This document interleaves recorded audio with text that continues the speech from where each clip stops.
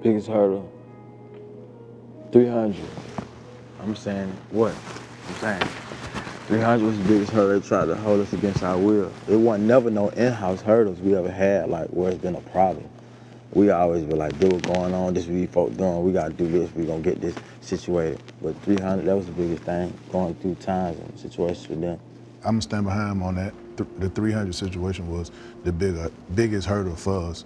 Us going through that because for 18 months, we couldn't sell no product.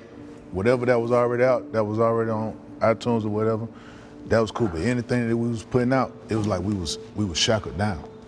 Like, we couldn't put out we had, for instance, we had Dab, the song Dab. That was like one of the biggest, they created that whole movement. It was one of the biggest songs of that year. You had the athletes doing it, you had the kids, everybody was doing it. But you ain't see it on iTunes.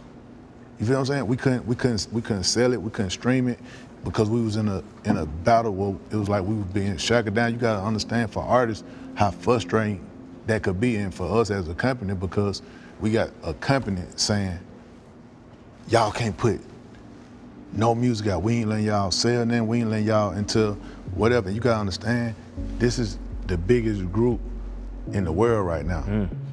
Somebody trying to stunt that growth, and it was a big challenge because they depend on us. They trust us with their career, their life, or whatever, and we started trying to build the company, and our biggest asset is being held down. You feel what I'm saying? We put an album out at a time where, right before streaming hit, you know what I'm saying? Yeah. And you know, it was big. We got to put these physical copies out, and you know, it was strange. You know what I'm saying? So we underachieved. You know, and we was in a legal battle, right? So now we the underdogs. You know what I'm saying? And we went in and like during them 18 months, and it was like a fight. Yeah. We was fighting legally. You know, they're fighting because they coming to us like, man, we can't put no music. They like really, really mad. Like, we can't put nothing out. This is crazy. You know, they looking at their peers. They, you know, I remember like it was yesterday. As soon as we got out there, it was like 5 days later, we leaked Bad and Boujee. So I'm talking about as soon as we came to an agreement, we leaked Bad and Boujee, and the rest is history. Hey P, man, them Gucci glasses in that video, the motherfuckers is hard. Can't even cap. My ducks, my swans, welcome to the pond.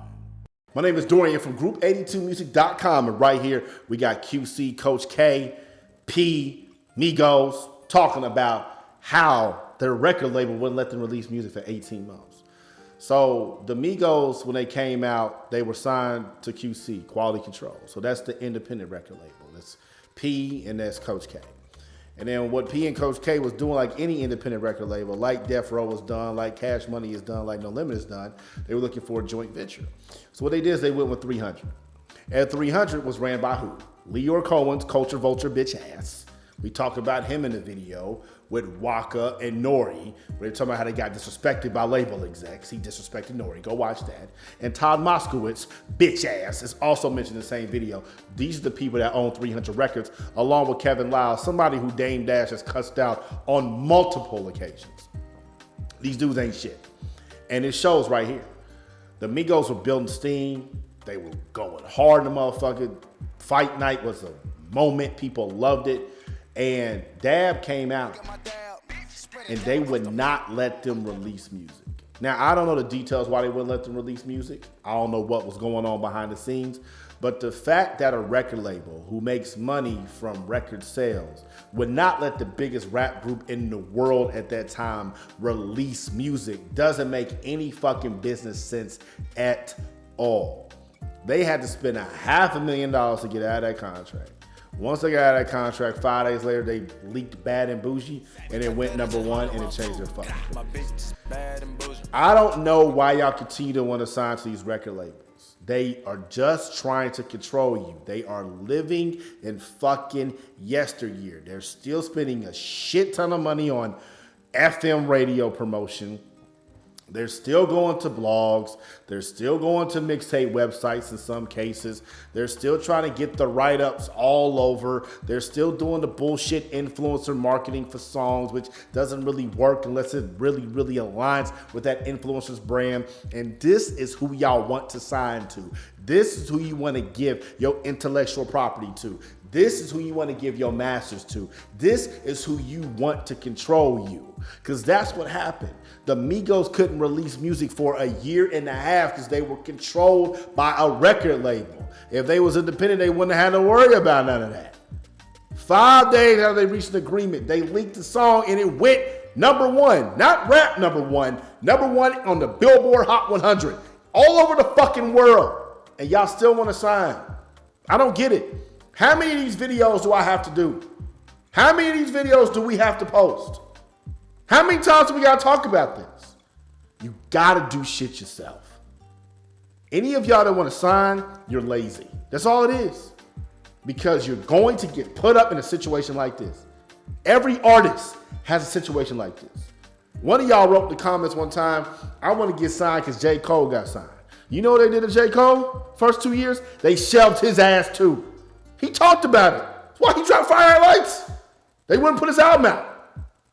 This is who y'all want to sign to?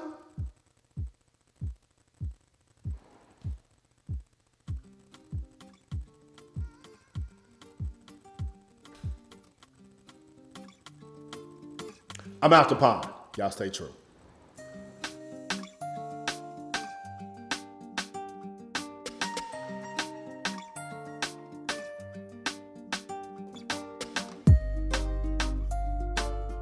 Group82music.com.